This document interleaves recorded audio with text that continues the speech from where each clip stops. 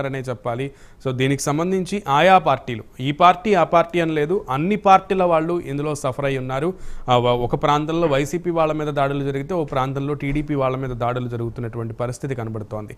అసలు ఎందుకు, దీనికి కారకులు ఎవరు, దీని వెనక ఎవరున్నారు అనే విషయాన్ని చర్చిద్దాం. ఈరోజు డిబేట్లో మనతో పాటు పాల్గొనడానికి వైసీపీ నుంచి వెంకటరెడ్డి గారు మనకు అందుబాటులో వచ్చారు, అండ్ అలాగే టీడీపీ నుంచి సయ్యద్ రఫీ గారు మనకి అందుబాటులోకి వచ్చారు. మరి కాసేపట్లో బీజేపీ నుంచి జనసేన నుంచి కూడా రిప్రజెంటేటివ్స్ మనకు అందుబాటులోకి వస్తారు. ముందుగా వెంకటరెడ్డి గారు మీ దగ్గరికి వస్తాను. Very good morning.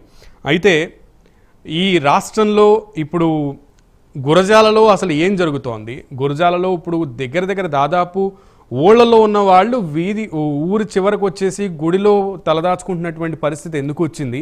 అసలు గురజాలలో ఎందుకు అంత అశాంతి ప్రబలడానికి కారణం ఏంటి? సాక్షాత్తు ఎమ్మెల్యేని కూడా తన చుట్టూ ఉన్నటువంటి వాళ్ళు తీసుకెళ్లి కారులో కూర్చోబెట్టినటువంటి పరిస్థితి కనబడుతోంది. ఈ దాడులకి సూత్రధారి పాత్రధారి ఎవరనుకుంటున్నారు? పోలీసులు ఏం చేస్తున్నారు?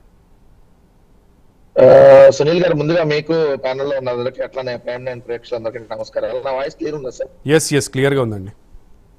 మీరే అన్నారు, మీ ఇంట్రొడక్షన్ లోనే ఉంది, దాంట్లో మీరు అడిగిన క్వశ్చన్ లోనే ఒక ఎమ్మెల్యే మీద, అంటే ఎమ్మెల్యే ఎవరు? వైఎస్ఆర్ కాంగ్రెస్ పార్టీ ఎమ్మెల్యే, మళ్ళీ వైఎస్ఆర్ కాంగ్రెస్ పార్టీ తరఫున పోటీ చేసి ఎన్నికల్లో పాల్గొన్నటువంటి అభ్యర్థి.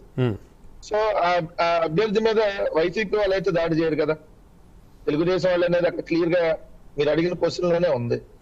ఒక గ్రామంలో బీసీ ఎస్సీ ఎస్టీ సామాజిక వర్గానికి సంబంధించిన వాళ్ళు అత్యధికంగా ఉన్నటువంటి ఆ గ్రామంలో వాళ్ళు వైఎస్ఆర్ కాంగ్రెస్ పార్టీకి ఓటు వేశారు అని తెలిసినటువంటి తరుణంలో తెలుగుదేశం పార్టీ వాళ్ళు వాళ్ళ మీద దాడులకు తెగబడినటువంటి తరుణంలో వాళ్ళు ఏదైతే ఇల్లు గుడిలో తలదాచుకుంటే వారి తర్వాత ఎమ్మెల్యే అక్కడ ఉన్నటువంటి ఎంపీ అభ్యర్థి పరామర్శకు వెళ్ళినటువంటి సందర్భంలో వాళ్ళ మీద కూడా వీళ్ళు దాడి చేసి వాళ్ళు కూడా పరిగెత్తించి అక్కడ ఉండటానికి వీల్లేదు, అసలు మీరే ఇక్కడ ఈ ఊర్లోకి రావడానికి, అంటే వాళ్ళ పరామర్శించడానికి మీరు వస్తారని చెప్పి దాడులకు తెగబడింది తెలుగుదేశం పార్టీ అంటే క్లియర్ గా ఇక్కడ అర్థం అవుతుంది. అంటే ఒక భయభ్రాంతులకు గురి చేయాలనేది వాళ్ళ పథకం ప్రకారం ముందుగా పన్నామన్నారు. 11 గంటల వరకు ప్రశాంతంగా జరుగుతా ఉంది పోలింగ్, మీరు కూడా చూస్తుంటారు. ఆ రోజు ప్రశాంతంగా 11 గంటల వరకు జరుగుతా అన్ని రిపోర్ట్స్ ఎట్లా వస్తున్నాయి? అంతా గ్రామీణ ప్రాంతంలో ఏదైతే వృద్ధులు కావచ్చు, ఏదైతే మహిళలు కావచ్చు పెద్ద ఎత్తున ఓటింగ్ లో పాల్గొంటున్నారు. ఇదంతా సంక్షేమ పథకాలు అందుకున్నటువంటి లబ్ధిదారులు. సో వైఎస్ఆర్ కాంగ్రెస్ పార్టీ వైపు ట్రెండ్ పూర్తిగా వెళ్తుంది అని చెప్పి అనేక మీడియా సంస్థలు కూడా, ఎందుకంటే మీకు తెలుసు వైఎస్ఆర్ కాంగ్రెస్ పార్టీకి మహిళా ఓట్ బ్యాంక్ ఎక్కువ ఉంటది, సంక్షేమ పథకాలు అందుకున్నటువంటి లబ్ధిదారులు కూడా మొత్తం కంప్లీట్ గా మహిళలు ఎక్కువ మంది ఉన్నటువంటి పరిస్థితి అన్ని చూసినటువంటి సందర్భంలో మధ్యాహ్నం నుంచి స్టార్ట్ చేసి ఏదో విధంగా దాడులు తెగబడితే వచ్చేటటువంటి ఓట్లను భయభ్రాంతులు చేసి పోలింగ్ శాతం తగ్గించాలనేటటువంటి వాళ్ళ ప్రయత్నం. కానీ పోలింగ్ శాతం ఎక్కడ కూడా తగ్గలేదు. ఏదో అనుకున్నటువంటి ఇంకా వీళ్ళు కానీ ఈ గొడవ లేకపోతే ఇంకా 1 or 2% పోలింగ్ శాతం పెరిగేది. మాకు ఇంకా పాజిటివ్ ఓటింగ్ పెరిగేది, ఇంకా ఓటింగ్ శాతం పెరిగేది. మేము ఇంకా ఓటింగ్ శాతం ఎక్కువ, మాకు 85% రీచ్ అవుతాం అనుకున్నాం మేము, ఏదైతే పోలింగ్ శాతం.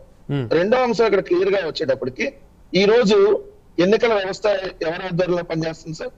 అంటే ఈ రోజు ప్రభుత్వం అంతా ఎన్నికల సంఘం ఈసీ ఆధ్వర్యంలో పనిచేస్తుంది. ఈ అధికారులు 25 మంది పోలీస్ ఆఫీసర్లు ఎలక్షన్ ముందు రోజు కూడా మార్చారు. పురంధేశ్వర్ గారు లేఖ రాయటం, వేళ్ళు మార్చండి అంటే, ఇప్పుడు అంతమంది అనుకోండి మేము ప్రభుత్వం విమర్శ చేసేవాళ్ళు, బీజేపీ ఫెయిల్యూరు, రాజేంద్ర రెడ్డి ఆర్రెడ్డి అందరూ అని చెప్పి అర్చకం జరిగిపోయిందని చెప్పి మాట్లాడేవాళ్ళు. ఇప్పుడు సమాధానం చెప్తారు.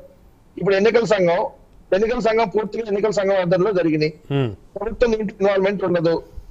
ఎక్కడ వైఎస్ఆర్ కాంగ్రెస్ పార్టీ ప్రభుత్వానికి ఇప్పుడు ఎన్నికల నిర్వహణకి సంబంధం ఉండదు. సో డీజీపీని మార్చింది వాళ్లే. మరి డీజీపీని మార్చి, డిఎస్పీలను మార్చి, ఎస్పీలను మార్చి, సిఐ ఎస్ఐలతో సహా మార్చి ఇదే పల్నాడులోనే మార్పులు చేర్పులు చేసిన తర్వాత మళ్ళీ మరి ఇంత అరాచకం జరిగిందని అంటే దీని ఫెయిల్యూర్ ఎవరు? ఎన్నికల సంఘమే కదా. అంటే ఎన్నికల సంఘం సరిగ్గా చేయలేకపోతుందని కదా. ఒక ఊర్లో గొడవ జరుగుతుందంటే 6 గంటల పాటు కూడా పోలీసులు రాలేదంటే కావాలని రాలేదు, దానికి అర్థంగా భావించాలి కదా. దానికి 6 గంటలైనా రాలేదు సార్. మనం అమెరికాలో ఉన్నారా, ఇంకెక్కడ వేరే దేశాల్లో ఉన్నారా? రైట్. వెంకటరెడ్డి గారు, అయితే ఇదే గురజాల నుంచి మనం కొంచెం కిందకెళ్ళి కొంచెం పక్కకి వెళ్తే తిరుపతిలో పులవర్తి నాని గారి మీద దాడి జరిగింది. వాళ్ళ భార్య దగ్గర దగ్గర చంద్రగిరి నియోజకవర్గ ఎమ్మెల్యేకి వైసీపీ ఎమ్మెల్యే అభ్యర్థికి సంబంధించి అలాగే మాజీ ప్రజెంట్ సిట్టింగ్ ఎమ్మెల్యే సంబంధించి అభ్యర్థికి సంబంధించి అభియోగాలు చేసినటువంటి పరిస్థితి. పోలీసులు కూడా అక్కడికి రానటువంటి పరిస్థితి ఉందంటూ కూడా ఆవిడ కూడా అభియోగం చేసింది. మరి దీన్ని ఎలా చూస్తారు? దీని వెనక కారకులు ఎవరు? ఇప్పుడు ఇది ఈ రోజు పత్రికల్లో వచ్చింది, మీకు కొంచెం చూస్తే అర్థమైంది. పద్మావతి మహిళా యూనివర్సిటీ అంటే మీరు చెప్పిన ఎవరైతే పులివర్తి నాని అక్కడ ఉన్నారో అక్కడ వైఎస్ఆర్సీపీ నాయకుల వాహనాలు పెట్రోల్ పోసి తగలబెడుతున్న పచ్చ మొక్కలు. మీకు ఇంకా మీకు లోపలికి వెళ్తే చంద్రగిరిలో మోహిత్ రెడ్డిపై దాడికి ఏ పేపర్? సాక్షిలో వచ్చిన న్యూస్ అది. అంటే సాక్షిలో వచ్చిన అంటే ఇదే మార్ఫింగ్ చేసి రాదు కదా సార్. రైట్ న్యూస్ పేపర్ అంటే పేపర్ పేరు కూడా చెప్తే పేపర్ పేరు కూడా చెప్తే బాగుంటదని ఈ దాడి జరుగుతుంది దానికి సంబంధించి అది సాక్షిలో వచ్చిందా లేదా ఇంకొక ఇది వైఎస్ఆర్ కాంగ్రెస్ పార్టీ సంబంధించినటువంటి నాయకులు రామిరెడ్డిపల్లి సర్పంచ్ ఇంటికి నిప్పు పెట్టారు. రామిరెడ్డిపల్లి సర్పంచ్ వైఎస్ఆర్ కాంగ్రెస్ పార్టీ సర్పంచ్ చంద్రశేఖర్ రెడ్డి ఎంపీలు ఆయన ఇంటికి నిప్పు పెట్టారు. ఇది ఎవరో చంద్రగిరి కాన్స్టిట్యున్సీలోనే. మీరు అన్నట్టు వినీలు అక్కడ డైరెక్ట్ గా పార్టిసిపేట్ చేశాడు ఆ సర్పంచ్ ఇంటికి నిప్పు పెట్టే దాంట్లో. సాక్షిలో వచ్చిన ఇంకో దాంట్లో వచ్చిన మొదలియార్ రమేష్ అంచెలపై దాడి చేస్తున్న పులివర్తి నాని మనుషులు. ఇవన్నీ పేర్లతో సహా చెప్తున్నా నేను ఆ ప్రాంత వాసిని కాదు, పత్రికల్లో వచ్చిన దాన్ని బట్టి చెప్తున్నా. మీరు అన్నట్టు మరి ఈ దాడులకి మరి పాల్పడింది ఇది మరి పులివర్తి నాని మనుషులు కదా కాదు అని చెప్పాలండి. రైట్ రఫీ గారు వాయిస్